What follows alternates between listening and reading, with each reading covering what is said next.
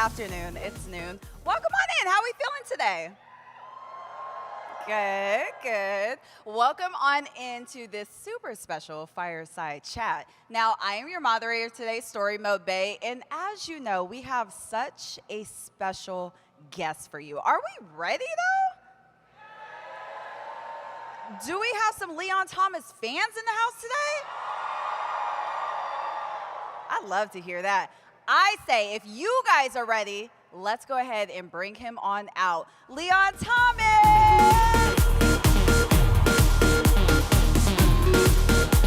Hey! What's good, what's good? How y'all feeling? Give it up, give it up. How are you? What's happening, what's happening? Oh.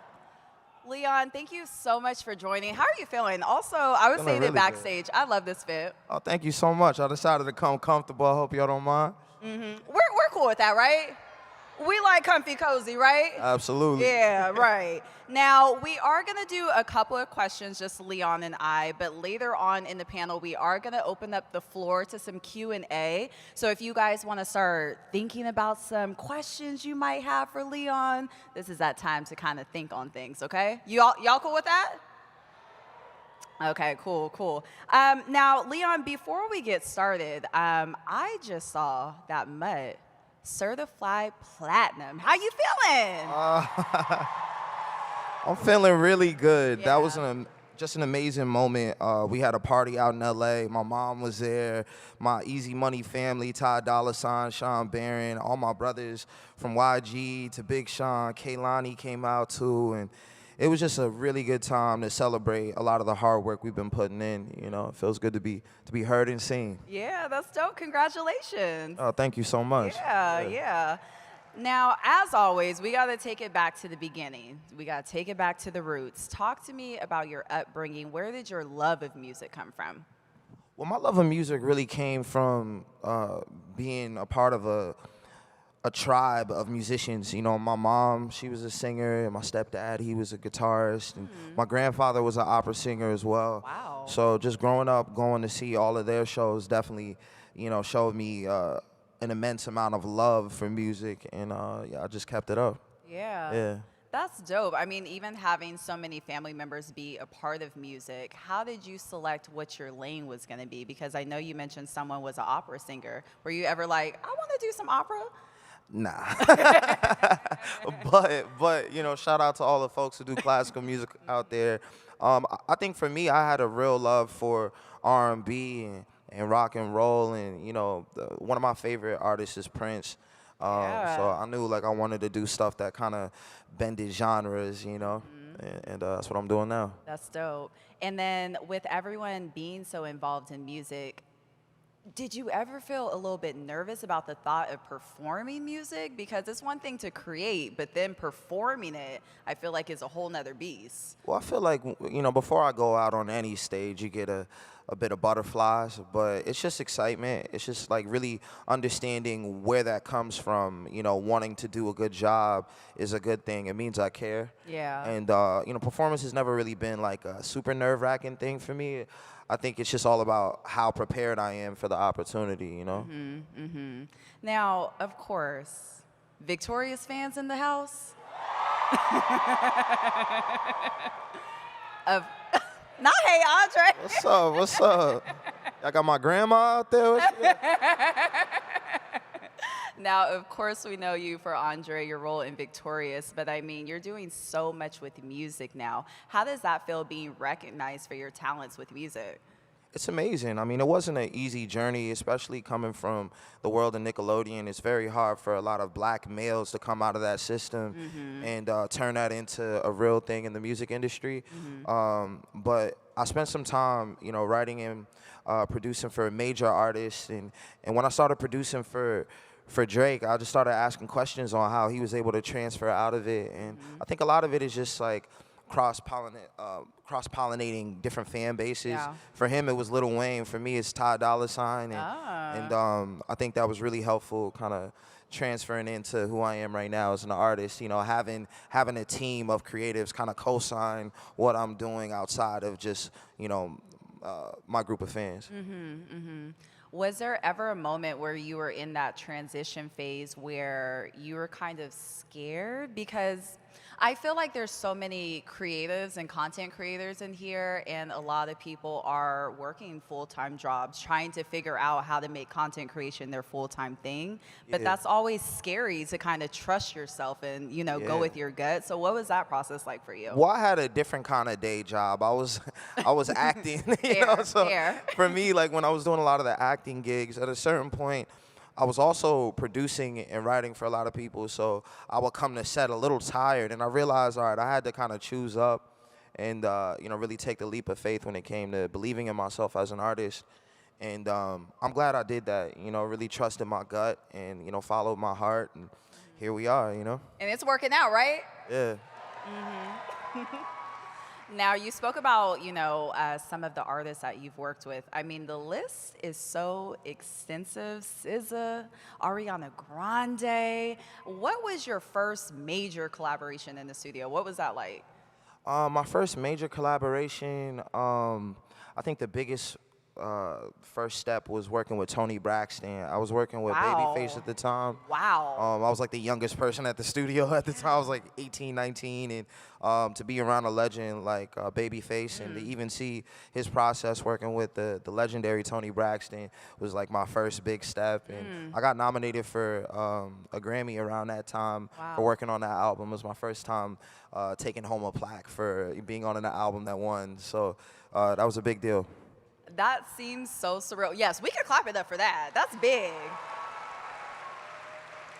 I'm kind of curious too. Where do you put all of your awards? Like, do you have like a trophy case? Yeah, well, I have a case for my Grammy and my Kids' Choice Awards, but I never apply for my plaques because I feel like it's not cool to. It's not even that it's not cool. I just think it's important for me to not get complacent and think I've made it or anything. I think there's so much more to do, and a lot of my process comes from just consistently pushing the goalpost, understanding that there's more to get done, and not get too wrapped up in the lice.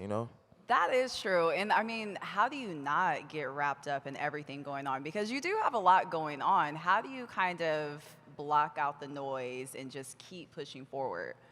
Well, I feel like there's a level, I look at major icons who have done this whole music thing, and I mean, even being around some of them and being able to see what that level looks like, I know there's more work to do. Being around Ty, he's hopping off a jet and doing the show and then going on a tour and da da da. So I mean, I just see what's possible, and I know for a fact I got a long way to go before I'm there. I'm excited for your journey. I mean, Thank you're you. doing great things. You really, really are. Thanks a lot. You've been talking about a lot of artists that you've already worked with, but do you have any dream collaborations? Anything we want to manifest? Yeah. I mean, I heard we in Houston, right? Right, So, right.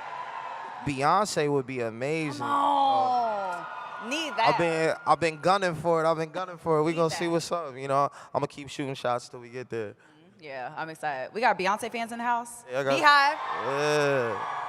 Yeah. Okay, I love that. I love that. Now, of course, you are a songwriter and a producer, but how do you find a way to kind of balance your own personal style with creating for someone else?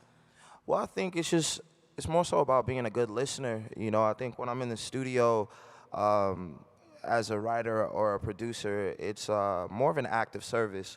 So I kind of treat myself like a private chef. It's like, all right, you want steak today? All right, that's what we doing. You want an upbeat joint or you want a ballad? Like let's just give them what they want and do my best to just like really be just a tool to get to where they're trying to go. I think when I'm working for myself, there's just loads of ideas in my head, and now it's my turn to really just utilize other people and their acts of service and really create the kind of thing I'm trying to lock in.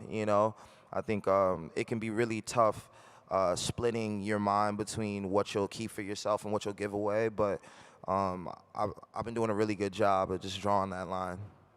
Have you ever had a situation where it was kind of a push-pull, like you're trying to show your own style, but the artist really isn't feeling that? Yeah, I mean, There's been sessions where I play like 13 to 20 different tracks, and the artist is like, no, I don't know. But luckily, I come from performance, so I can just write in the room with them if it is need be. So it's not always easy, and not every collaboration is gonna make sense. I think right now I'm definitely protecting my creative energy though. If it's not really working out in the first 2 days, maybe we'll just spin the block on the next one. That's fair. And I mean, talking about your process when creating, do you have kind of a ritual or a routine of things you have to do? Like, okay, I have to drink my tea, I have to meditate, I have to do this. Um, I think right now I like to create an atmosphere that's just chill. We have a lot of friends that'll stop by the studio. It's not a crazy party atmosphere, but we definitely have a good time in there. We Okay. having fun. It's not like I never want to make music feel like a 9 to 5.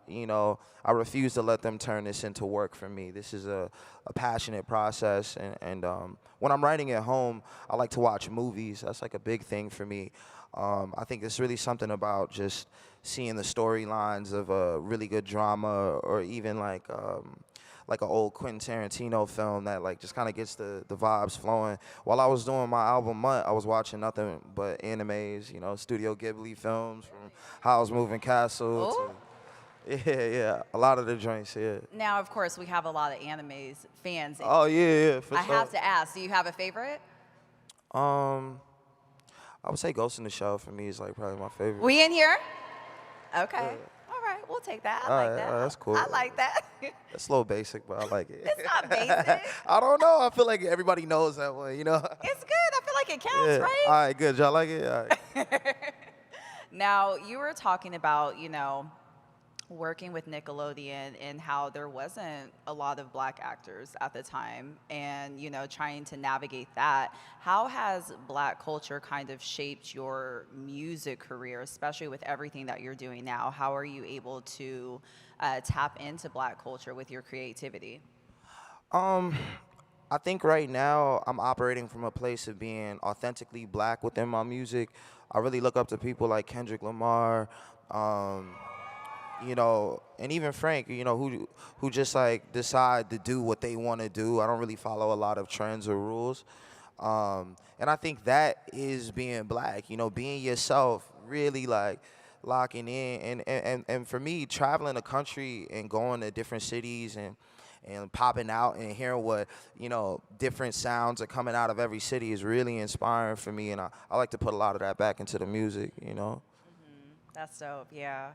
And, for all of the creatives in here, I mean, being black is so beautiful. It is. Say it again. It is. It is beautiful, yeah. But it does sometimes come with struggles in, trying to be seen and trying to be authentically you and visible. So what advice do you have for people, trying to elevate themselves in these spaces where they're not always represented the right way or they're not always appreciated the right way? Well, I think a big part of being a black creative in this era is community. And that's what I really love about DreamCon is this is a community in action. We're seeing everybody come together, whether it be the streamers coming together or the fans of, amazing artwork.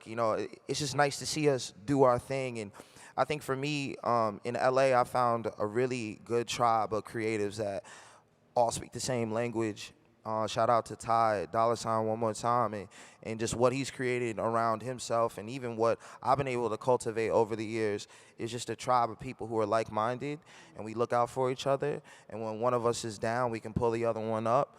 And I think that's an important part because you can do it by yourself, but specifically the music industry is a team sport. So if you can find people that are like-minded, come together, collaborate consistently, and you're gonna see that turn into really great success. I mean, AMP is a great example. RDC is a great example of people coming together and understanding that when we actually put something together as a unit, it's always gonna be bigger. I agree. And yes, clap it up for that.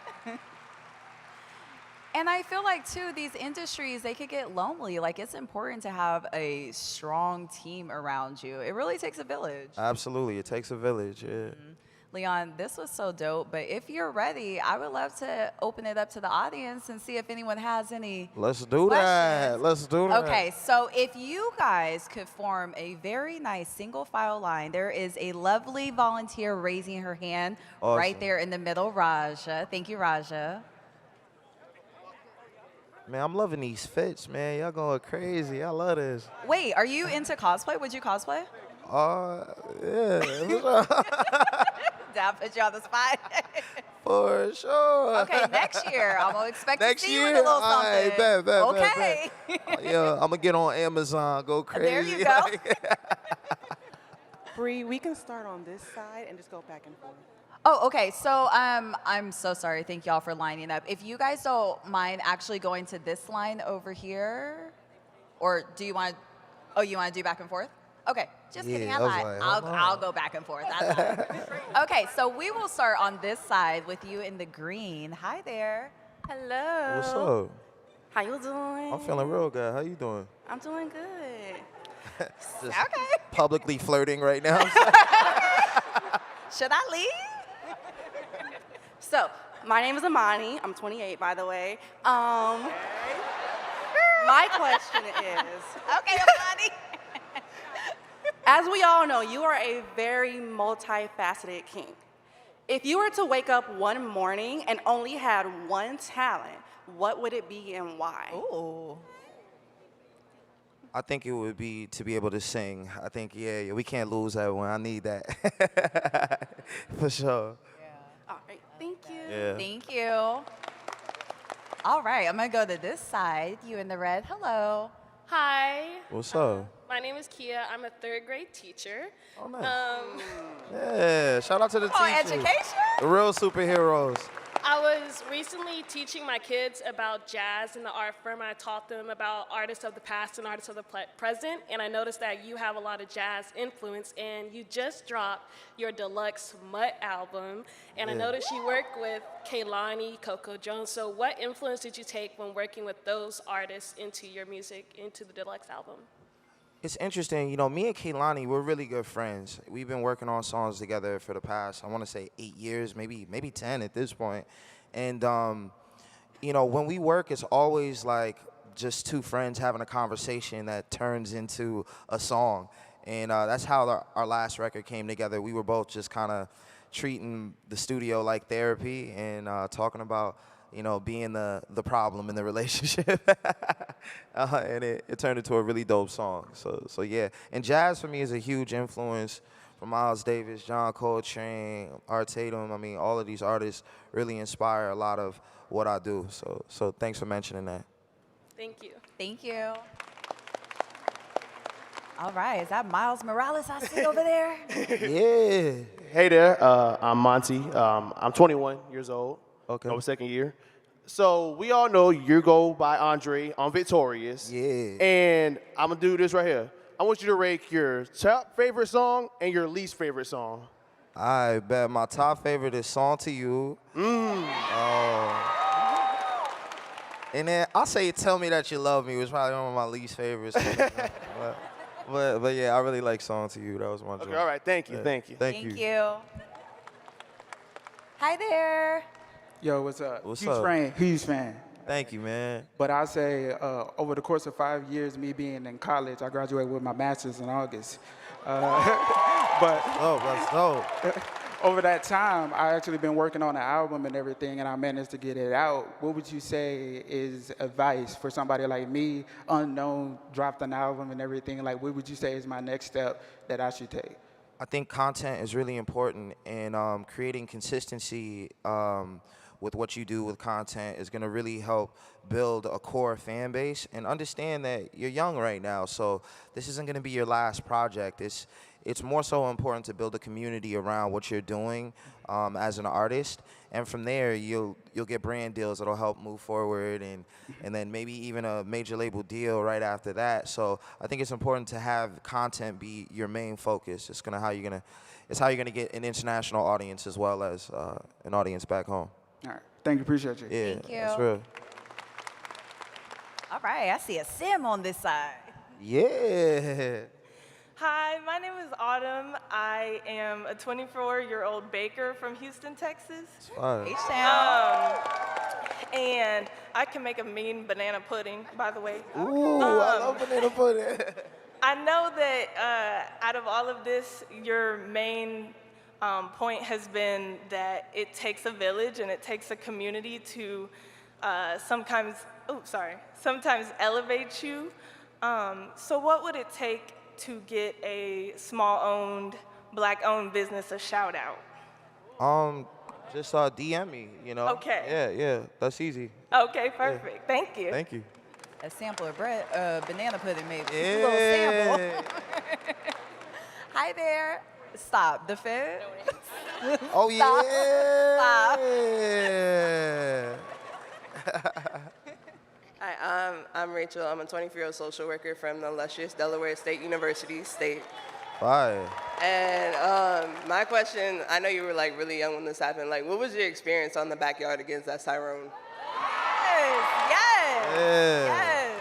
That was an awesome experience. You know, for me, it was kind of a new thing. That was my first voiceover that I did, and I would come in there, just do my songs, you know, vibe out. And what's funny is I was telling all my friends at school that I was on a new show, and nobody really believed me because it took like 2 years for one episode to be made. Like, so it took a long time for a lot of that stuff to come together, and I'm just glad that it made an impact, you know? Thank you. Yeah. The Backyardigans has some soul. Yeah, it had some soul. They had us soul. singing back then. They had us singing, for real. Hi there. Hey, hi Leon. What's up? How you doing? I'm so glad you came back this year. Of course, of course.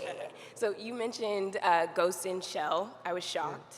Oh, yeah, That's shocked dope. a little bit. You huh? mentioned Ghibli. I just wanted to know what's your top 3 Ghibli movies.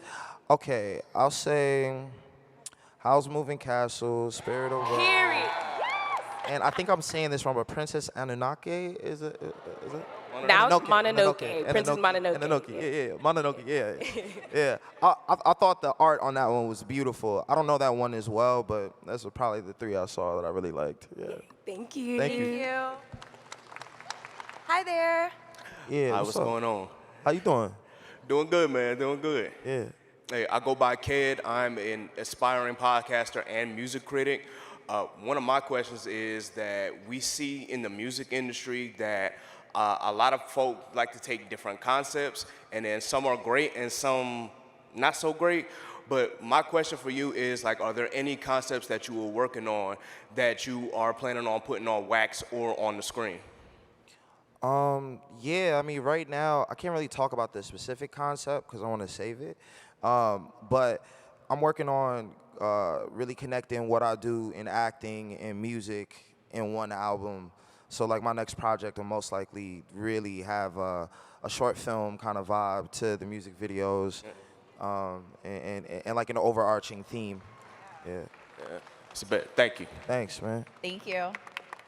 Hey there. Hey, my name is Nick. I actually flew up from Toronto, Canada, and I'm a huge fan. Oh, Hey, nice. Thank you, thank you.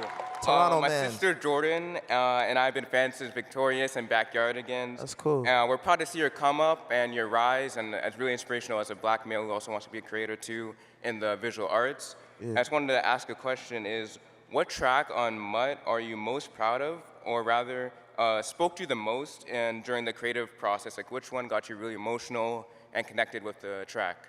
Man, I would say Dancing with Demons was a really interesting record for me. It was one of those songs that I had to kind of, I did it probably in like 3 days, and most of my songs happen in about 1 day. So that one I kept going back to it and adding new things, but if you really listen to the lyrics, I was definitely explaining just the process of being in Hollywood and all the things that come with it, you know. So that was definitely emotional for me. Thank you. That's amazing. Yeah, thanks. Thank you. Hey there. Hey. So, My name is Skylar. Everybody came up here with a fun fact, but I don't have one. It's all good. You know, I'm from Houston. That's good. H-Town. That's tight. That's tight. Yeah. And just to reiterate, you stated earlier, as both a performer and a producer, how do you decide when a song is meant for you versus the person that you're working with for? Well, yeah. I mean, my sound is really specific. I mean, more recently, I've been hearing more people kind of tap into the world that I've been building and try to do it on their own albums. But for a long time, a lot of my songs that I was doing for myself weren't even applicable for anybody else. But I will say, I try not to be too precious with ideas. I think it's important to just kind of let them fly and kind of create from an abundance mindset, you know?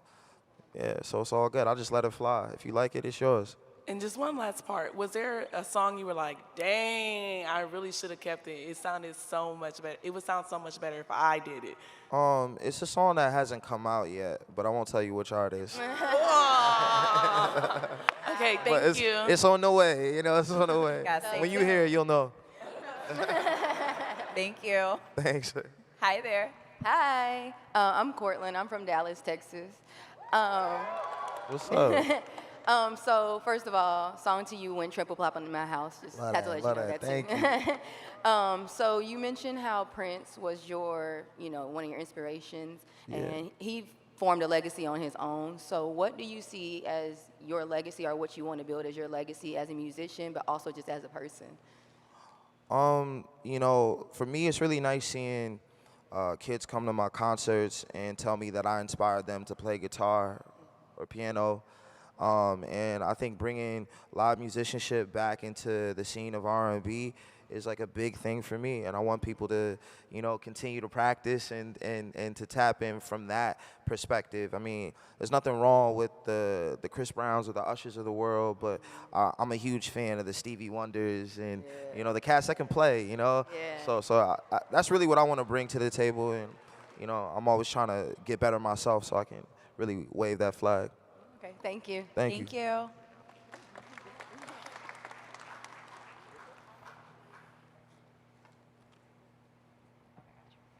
Hi there. Hi. My name is Carmen. I'm from North Carolina, so please visit us more. Please For come sure, on. for sure. Yeah, I like But my it. question is, when it comes to creating music or writing your songs, what comes first, the lyrics, the melody, or the emotions?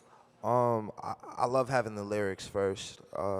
Me and my co-writer, Busy Crook, we have a text thread where we send verses back and forth, and we're constantly coming up with concepts so that anytime I hear a track I really like, I can just attack it and know what I'm talking about. I think it's almost like having the script, and then we can find the score later. Thank you. Thank you. Thank you. Hey there. Hi, Leon. How you doing, man? What's up, man? I'm chilling, brother. Yeah. Good, good. My name is Juba. I'm a pop and R&B artist from Orlando, Florida. I'm 24 years old, and I have a huge question. It just seems like I've been doing a lot of the small stuff. I've met a lot of really important people, some really great people, and I feel like I've got connections that are here, and I think a lot of people might be in the same position. How do you find a way to cultivate all of those connections and bring them into that nucleus so you can finally get to where you need to be? I feel like over the pandemic, I was teaching myself how to mix, master, engineer, produce, songwrite, and I've developed all of those tiers needed to become that artist I know I can become. Now, how can I cultivate that and truly bring myself to where I know I can be? I think the smartest thing you can do is, like, a lot of people reach up, but I think you got to reach across. Like, right now, I keep talking about this, and I hope I don't sound like a broken record, but like having a musical community, like building a team around yourself, a circle of belief, is going to be so important. And sometimes it's not going to come from somebody who's super successful, who's worked with a bunch of different names. I think it's going to be about, like, genuinely building something and being consistent. The community that you build around yourself as an artist is important on the business angle, and even when it comes to the fans, like, that is the piece. Like, it's a community, and if you can build that community through your music right now, everybody from up top is going to be reaching down to you or even across to you to collaborate. that's the thing that brings them in, you know, community. And if you can find a way to like be consistent with content, and then on top of that, really drop good music consistently, you'll find yourself in a pattern of success. I want to say thank you for popping out for all of us. You are truly a walking inspiration to people thanks, all man. across DreamCon. As a black man myself, you're doing a dang thing, homie. Keep doing what you're doing. Thank I you. appreciate that, man. Thank you, G. Thank you. Hi. Hi, my name's Chantel, 23, and I just had a question about your vocal health. You have really good runs. How do you maintain that as you're performing live? I feel like doing my warm-ups every day is a really big thing for me. You know, I'm like really big on that. My mom was a vocal coach as well as a singer, so I kind of grew up doing a lot of vocal warm-ups, and I like listening to a lot of gospel artists like Kim Burrell, you know what I'm saying? And then sometimes if you play the mimicking game where you listen to one thing Kim Burrell will do and then try to do the same thing, you'll find yourself, all right, well, I can't do it all the way, and then practice to get there. Tweak it a bit. Yeah, till you get a bit, yeah, and then you'll find your pocket, yeah. But gospel artists will definitely get you right if you try and do some runs. Thank you. Yeah. Thank you. Hi. Hi. My What's name up? is Lacey. I'm 21, a college school student. I want to ask about your past. So on Victorious, I know there was not a lot of black characters, main characters, whatever, but you were the main one who did not have a consistent relationship as a black man in general, and you were always moving side to side from each main character. Who would you say you would want to have a relationship between Jade and Victorious? Oh, okay. I just want to know. I just want to know. I feel like I always thought that storyline was weird when my character because as a was black crushing man, on you Jade, have cause like we don't do that in my crew. We don't go after the homies girl. Yeah, That's you never was, a like, thing. singing all the So love I think Victoria would probably make the most sense, you know, out of the two. Yeah. I love you, by the way. Oh, I love you too. Thank you. Thank you. Hey, what's up? I'm Akili Rush. I'm 18. I'm from Detroit. Word. What's up, Detroit? And when you wrote the song Mutt, did you know it was gonna be as big as it is? Like, Yeah. Well, not to just say yeah, but Certified platinum. I will say when I made that record, I had this feeling. It was like, yeah, especially the hook. Like the hook, when I finally wrote the hook, it felt like I want to hear y'all sing it. I have some. Oh, hold up. You want to do a little sing Come on. Does it take your time? What's the There you go. Ooh. I said, baby, I'm a dog. I'm a... Yeah, that's fine. No, but like when I wrote that record, I knew it was gonna be one of those songs that, you know, guys could relate with, and I feel like the ladies like it too. They like to have fun at the clubs, and yeah, it felt like a smart move. Yeah, that John been on repeat in my head, so I was like, Yeah, thank you, man. Thank you. Try to make simple music that's catchy, you know. yeah, thank you. Thank you. man. Hi. Hi, Leon. What's up? I'm Jasmine from Los Angeles. What's good, LA? I appreciate everyone's really good questions about your work life, but just like the Electra Dust meet and greet, my questions will be very personal. Okay. So, are you still single, looking to mingle? And if so, I've been trying to take you on a date for like, 2 years now. Okay, sugar mama, We can what's go to the up? drive-in. What's We can go up? to the drive-in. I'm just saying. Nah, I mean, honestly, to be real, I'm working so much these days, I really don't have time for a relationship, so I'm definitely single, you know what I'm saying? Cop out. I'm single right Cop out. No, real talk. Yeah, it's real busy, you know, real busy. Well, I'm just saying, I'm in LA, so I'll be. Bet love, You'll bet see me love. again soon. Heard you. Love you, bye. Thank you. Thank you. Nah, y'all funny. Shoot that shot. Not the group. Aw. Oh my God. Hi. What's up? Hi, I'm Haley. I'm your typical barista with an acting degree. Nice. First, I wanted to say, if Dancing with Demons has no stands, I'm dead. But anyways, speaking of that, you said that song was about your experience in Hollywood, and so as an actor, I just wanted to know, like, how do you protect yourself? Like, whether it's negotiating contracts or surrounding yourself with the right people or not even interacting with certain people, like, how would you, like, what do you do? Well, I mean, shout out to my protectors. You know, I feel like I got people in my life right now that I really trust. You know, it's not all the way blind trust, but it's trust. You know, and it's important to have that in your circle, especially when you're in LA. There's a lot of smiling faces, a lot of promises that'll definitely be broken. So I think it's important to have a good team around you. And shout out to everybody on my team that works hard to protect not only my art but also my mental health. Yeah. All right, thank you. Thank you. Hi. Oh, you look so cool. Oh, you are That's cute. I nice. love it. Yeah. My name is Jonna. I'm actually asking my question on behalf of my pregnant sister, who's like one of your biggest fans. Oh, great. Top 0.05% of your Spotify Love listeners. it. Yeah. And she's listened to Mutt like 309 times in one day. I love that. So we'd like to know from that album, what would be like your favorite song that you can just listen to on repeat? There's a song called Vibes Don't Lie. When I first, thank you. When I first made that song, the ending was 5 minutes long because I love the beat so much. I would just put on the song and then like the outro was like 5 minutes. So I would just sit there and vibe to it. And it's to this day a record I can live life to it. It's a soundtrack record for sure. And hold on, we got the concert going. What's up? Yo, man, you got to tell them to book me for a show next time. I'm on that. I'm on that. I would have brought my guitar and everything. Not a cash app. Thank you. Funny. Thank you so much. Hi. Hi, my name is Praise. I'm from Maryland. Oh, what's up, man?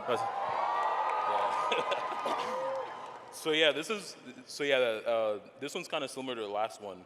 We're all familiar with the phrase "all money isn't good money," right? Yeah. So could you talk about learning how to, like, pretty much see like where your boundaries were and how hard it is to say no to something?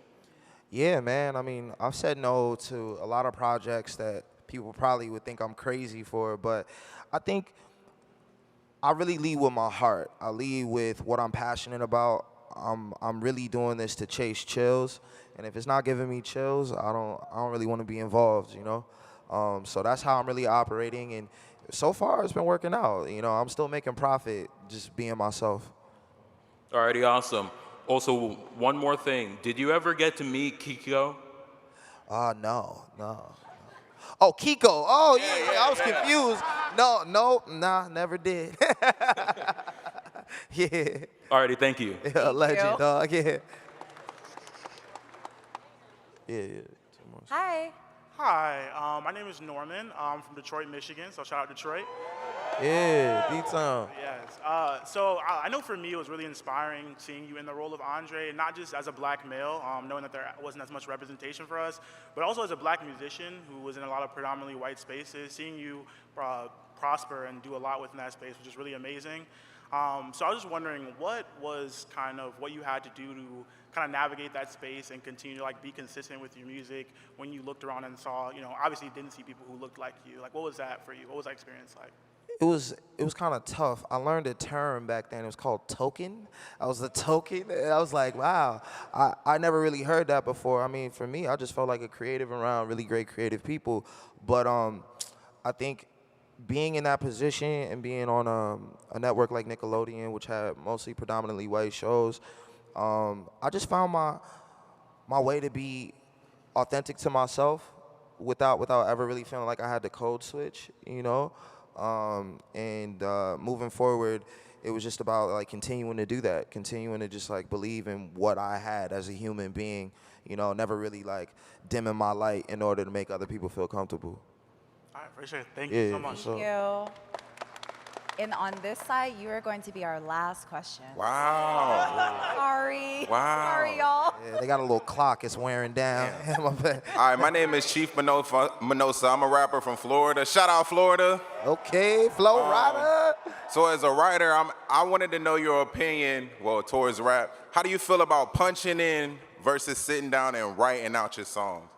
I'm gonna be real. I sit down and write my songs out, but shout out to everybody who can punch in. I mean, freestyling has never really been like my gift. But there's guys that I know who can do a whole song in like 15 minutes because they just know what to say next. And there's nothing wrong with that, man. It's just a style of rap. It's all good. And the best producer in the world is Young Bet. He lives in Italy. I just got to let y'all know. I bet. Yeah, shout out to that brother. Yo, thank y'all so much for this experience. Y'all have been so cool, Yes. for real. Leon, thank you so much for being here. I appreciate you. Thank you. Thank you, everyone. One more time for Leon Thomas. Yeah. Thank you guys so much for being here for this fireside chat. I hope you guys enjoy the rest of your Saturday, the rest of your DreamCon weekend. And thank you for being here. Bye, y'all. Hey, y'all stay blessed.